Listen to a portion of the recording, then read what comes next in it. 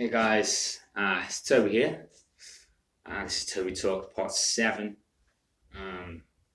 This is addictions. Then alcohol Part 1. This is the first of my addiction videos. Throughout these, spread over weeks, and I'm going to talk about my experiences with alcohol and drugs and some of addictions that I feel that I've had. In this video, I'm going to delve into the idea of the sort of scratch the surface of my alcohol addiction,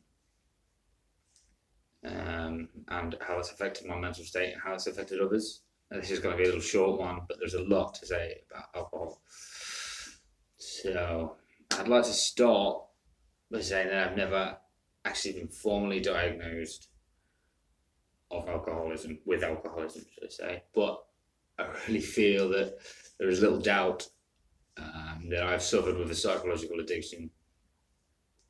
I've been warned on multiple occasions. I received counselling, and I've been hospitalised a few times due to alcohol and a few times due to problems that have been caused because I was drunk. Unfortunately, at my worst, none of these warnings made a blind bit of difference. And that's me being as honest as I can. Early on, I felt I didn't actually have a problem. I felt like I was fully in control. I was a person who wasn't, which I suppose is the classic sign of denial, which I think comes in a lot of parts of life. There's other times I felt so low, and even though I had a problem, I believed it didn't matter whether I drank myself to death. And what's maybe even worse is how I carried on after I realised I had a big problem, even though I knew exactly what I was doing to myself.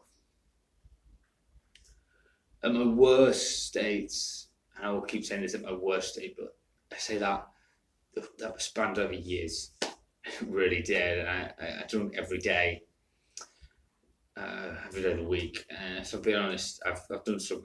I did a little bit of maths, and it scared me to death. I'm not going to say when these are, but in the space of 3 years, I could think of it was a dozen days in which I didn't have a drink. I could sort of place those days, and that scared me that I thought like that. It might be one of the reasons that I've stopped.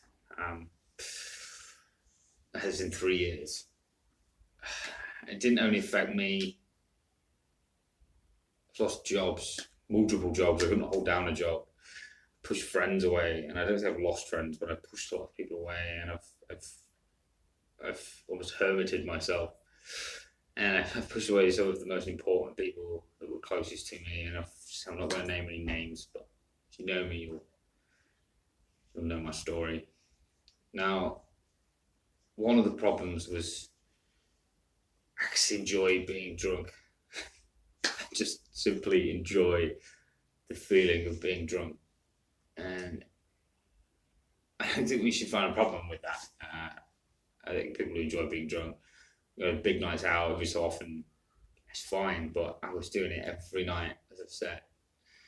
Now, back at my worst, like when I was in the depths of the alcoholic demons, I don't think I had any realization of why I was doing this to myself. Even when I started to realize that I had a problem, I don't think I had any real idea why I was doing this to myself. But if I look back, I find some quite clear motives and sort of put things together. And some of these are, guilt was one. That's a big one. I felt I was to blame for things that were out of my control, and even things that I think I can say I was to blame for. But I decided I was going to punish myself for these things to start with, and then sometimes, occasionally, it was just to forget, to run away. Another one of my motivation, the reason I drank was socialising. And it started off just because it was my safety blanket, and I felt a lot more charismatic. And this probably isn't true, but I felt like I got more charismatic. I felt like I could approach more people. I felt like I could be everyone's friend when I was drunk. It was the life of the party, and And I loved that. I loved that idea. I loved, in a very sort of egotistical way, I wanted to be in everyone's life at the same time, and I felt like alcohol helped me do that. Another reason was to, in a completely contradictory way to that, was to hide.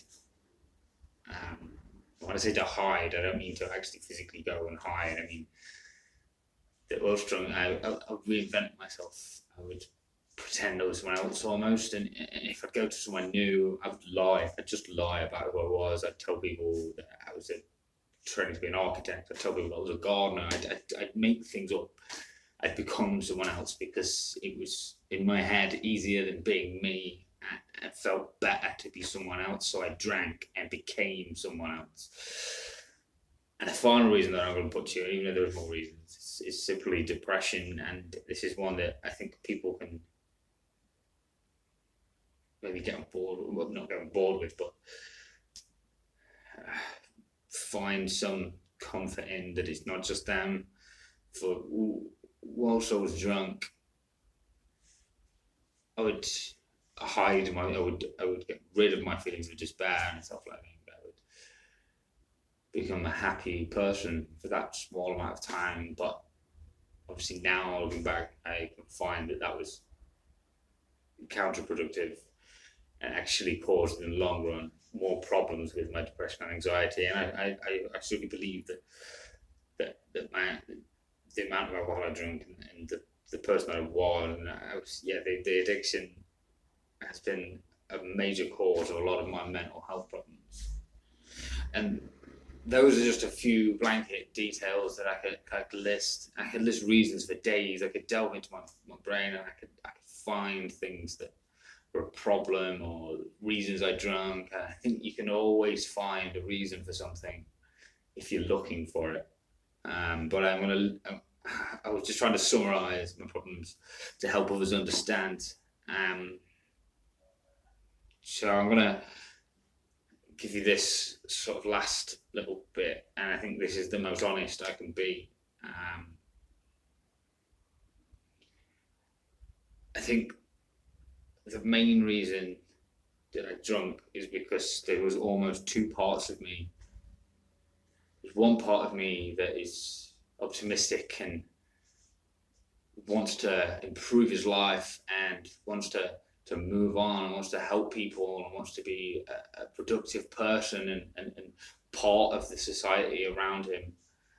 Unfortunately, because of depression and anxiety, there is another person that still to this day boils to the surface, that wants to self-destruct, that wants to harm me, that wants to pull me back and hold me back. And I think that drinking helped both of these people, because when I was drunk, I can go and talk to people. I can be so optimistic. I can go and say what plans I've got. I go and tell people how incredible my life's going to be, and that would help this positive Toby. And I'd also know in the back of my mind that I was actually hurting myself and actually pulling myself back, which would help the other Toby, if you will. I think that's the biggest way, the best way I can put that. The best way it sounds coming out of my head, I think. So going back to sort of how much I drunk, I mean, fueled by all the days of drinking, I often discovered, and this is going to the two Tobys, I've discovered I didn't like the person I became while I was drunk. And I've talked to a lot of people about this, and people say they don't like themselves when they get to a certain stage of drunk. Like when you're caned, they don't like that person. Having a few drinks and having a great time, but being drunk is a different matter. And I despise hangovers, even especially now that I'm getting a bit older. And I hate the feeling that I get when there'd be parts of the night before that I'd lost. And fortunately, rather than going, oh, I don't want to do that again, I decided in a vicious cycle that I would just drink to get over that. I would drink to get rid of the hangover, hair of the dog, and I would drink to numb the fears that I'd done something the night before that I'm forgetting. If because I got drunk, it wouldn't matter. I got so bad that I no longer knew who I truly was or how to truly be myself. And I would hurt people, and almost sometimes I know I was drunk, but I meant it. can't blame everything on the alcohol, but it changed me, and I'd lash out, and then I'd become really emotional. I'd all these fake things to try to get attention, and I would just lie. Told so many lies,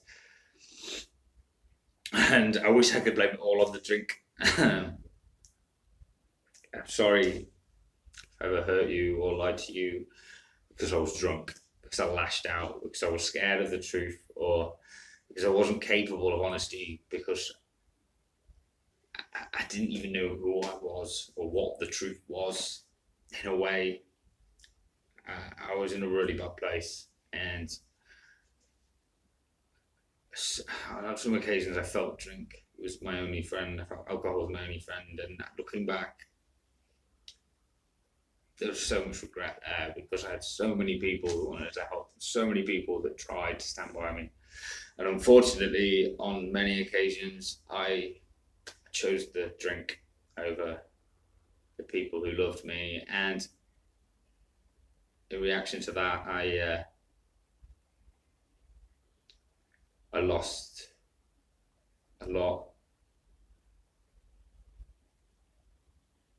and it makes me so proud to say that I feel like those days are behind me. I'm currently going teetotal. It's only been a few days, but I'm going teetotal till September, and I feel so positive about that. Till at least September, I might carry on, and I don't feel like it's going to hold me back. I don't feel like I need a drink. I don't feel like drinks the only thing that keeps me going anymore. And in future videos, I'm probably going to talk about what realizations have got me there. But it was a dark place to be in, and it was a black point in my life. And now I can only look forward. I know I can only look forward, but it's impossible not to feel those regrets for things that could have been. Now, I have a lot more to say about alcohol addiction, and even about. I'm even going to go into about the good times I had while drinking in later videos. But I'm going to leave that there for now. You just have to keep watching for more videos. And I've been Toby. This has been Toby Talks, episode 7. Thank you very much for watching. And keep happy, people. Good mental health to all. Big love.